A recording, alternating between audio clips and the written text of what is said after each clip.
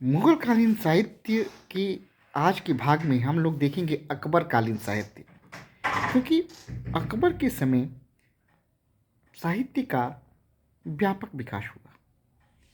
इसमें न केवल ग्रंथों का व्यापक संख्या में अनुवाद हुआ, बल्कि नवीन एवं मूल रचनाएं भी रची गईं। अकबर ने इसे बहुत बढ़ावा दिया। यद्यपि अकबर पढ़ा लिखा नहीं था, लेकिन वह साहित्य प्रेमी था। वह साहित्य को प्रोत्साहन दिया।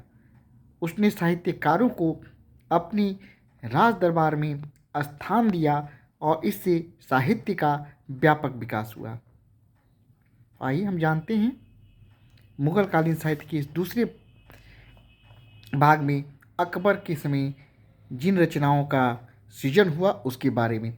नमस्कार दोस्तों, स्वागत है आपका मेरे YouTube चैनल अभी स्टडी पॉइंट में।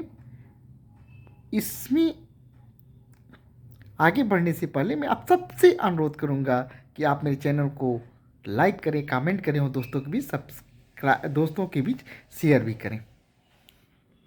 मित्रों, 1556 में अकबर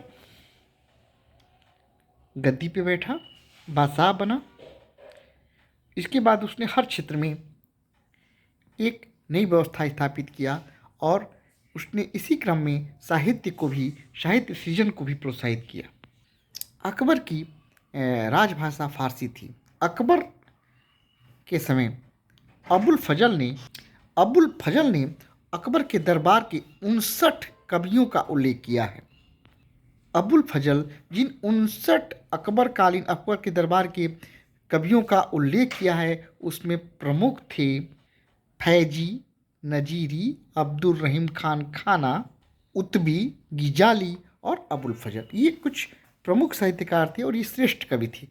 तो अबुल फजल ने 59 श्रेष्ठ कवियों का उल्लेख किया है जो अकबर के दरबार में रहते थे।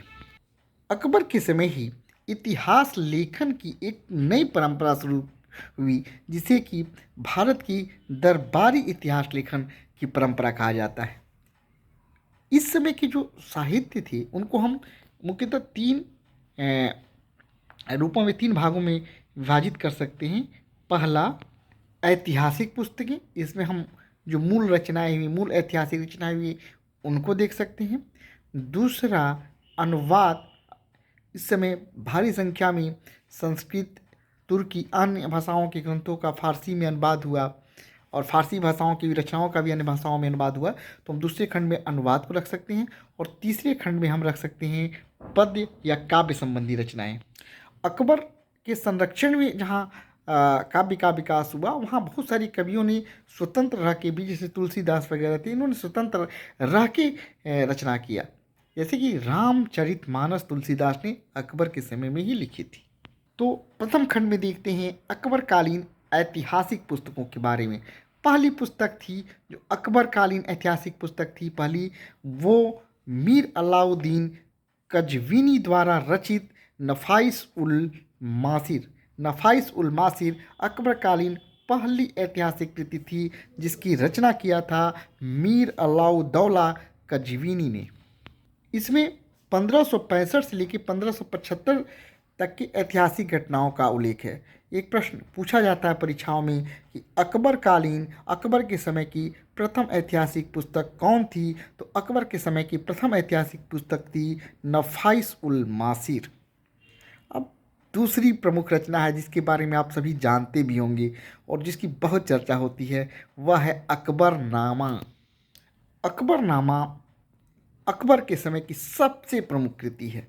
इसकी रचना अबुल फजल ने किया और लगातार 7 वर्षों तक, 1591 में इसका लेखन उसने स्टार्ट किया और 1598 तक उसने इस ग्रंथ की, अकबरनामा की रचना किया अबुल फजल ने। अकबरनामा में मुख्यतः 3 जिल्दों में रची गई है, जिसमें तीसरी और आखिरी जिल्द है आईने अकबरी। अकबरनामा 3 जिल्दों में बटी हुई है। इसकी आखिरी जिल्द है आईने अकबरी। आईने अकबरी भी 5 भागों में विभाजित है। इस पुस्तक में अकबर कालीन शासनकाल तथा मुगल आर्थिक जीवन को एक की रचना मिलती है, जानकारी हमें इसमें मिलती है। मुख्य प्रमुख स्रोत है अकबरकालीन शासन व्यवस्था का। इसके अंतिम भाग में, आईने अकबरी के अंतिम भाग में अबुल फजल की जीवनी मिलती है। तीसरी रचना है तारीख़ अल्फ़ी। तारीख़ अल्फ़ी मुल्ला दाऊद की रचना है। निजामुद्दीन अहमद की तबक़ात अकबरी। कई बार तबक़ात अकबरी को अबुल फजल की रचना मानते हैं, लेकिन नहीं, तबक़ात अकबरी लिखा था निजामुद्दीन अहमद ने। फैजी सरहिंदी ने भी अकबरनामा की रचना किया। अकबरनामा दो तरह की है, एक अकबरनामा अबुल फजल ने लिखा था और फैजी सरहिंदी ने भी अकबरनामा लिखा। मुआसिर रहीमी भी एक प्रमुख रचना थी जिसे कि अब्दुल बाकी ने लिखा। अकबरकालीन एक और प्रमुख कृति है जिस पर अक्सर टिप्पणी भी पूछी जाती है, मुंतखाब उल तवारिक। मुंतखाब उल तवारिक अकबरकालीन एक बहुत महत्वपूर्ण कृति है जिसकी रचना अब्दुल कादिर बदायूनी ने किया। 1590 में बदायूनी ने इसको लिखना प्रारंभ किया था और इस पुस्तक को हिंदुस्तान का आम इतिहास कहा जाता है। ये पूछा जाता है कि हिंदुस्तान का आम इतिहास किस पुस्तक को कहा जाता है, तो मुंतखाब उल तवारिक को हिंदुस्तान का आम इतिहास कहा जाता है, जिसकी रचना अब्दुल कादिर बदायूनी ने किया था। तो ये तो कुछ अकबरकालीन प्रमुख रचनाएं थी। अब अकबरकालीन हम देख लेते हैं कि अनुवाद जो हुए हैं, प्रमुख अनुवाद कौन से हुए हैं। तो अकबर के समय अकबर का राज कवि कौन था? अकबर का राज कवि था फैजी। अकबर ने अपने राज कवि फैजी कौन था? फैजी अब्बुल फजल का नाम आप लोगों ने सुना होगा, उसी का भाई था। तो फैजी के ही नेतृत्व में अकबर ने एक अनुवाद विभाग की स्थापना किया था। उसने एक अलग से अनुवाद विभाग ही स्थापित किया, जिसका अध्यक्ष कौन था? जिसका प्रधान था फैजी।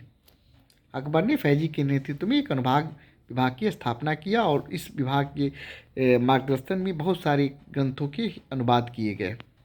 भारत में दो महाकाव्य महत्वपूर्ण हैं, रामायण और महाभारत। रामायण और महाभारत दोनों का अकबर के समय फारसी में अनुवाद किया गया। अब क्या नाम था महाभारत का?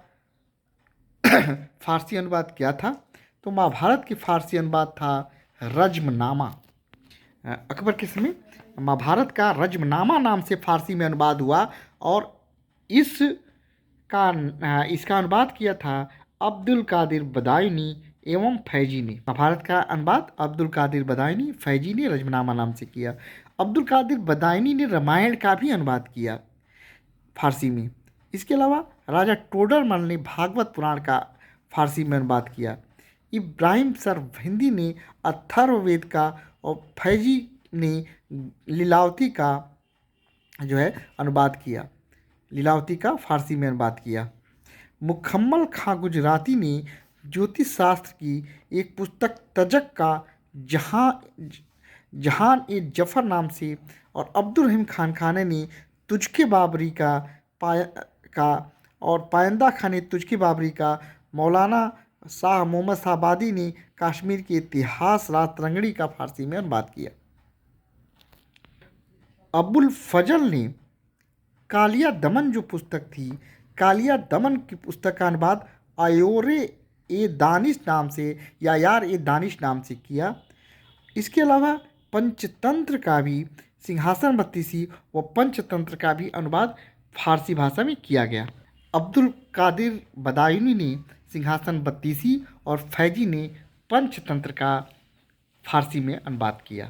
अकबर के ही काल में पहली बार कुरान का भी फारसी में अनुवाद किया गया संभवतः। इसके बारे में नहीं मिलता है क्योंकि कई बार लोग कहते हैं कि इसका अनुवाद कि कहा जाता है ये इसकी अकबर के काल में संभवतः कुरान का पहली बार अनुवाद हुआ। तो यह था कुछ अकबरकालीन साहित्य।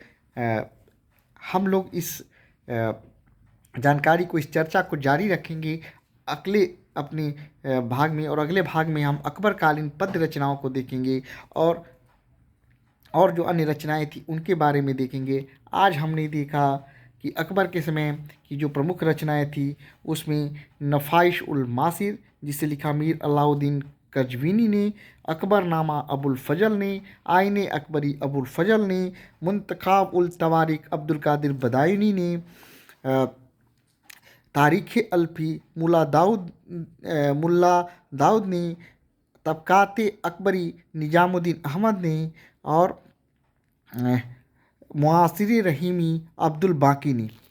इसके अलावा हम लोगों ने कुछ अनुवादों को भी देखा। मुझे उम्मीद है कि ये जानकारी आपके लिए काफ़ी परीक्षा उपयोगी होगी। ये जानकारी अच्छी लगे तो वीडियो को लाइक करें, कमेंट करें और दोस्तों को भी शेयर करना ना भूलें। नमस्कार दोस्तों, आप लोग अपना बहुत ख्याल रखिएगा।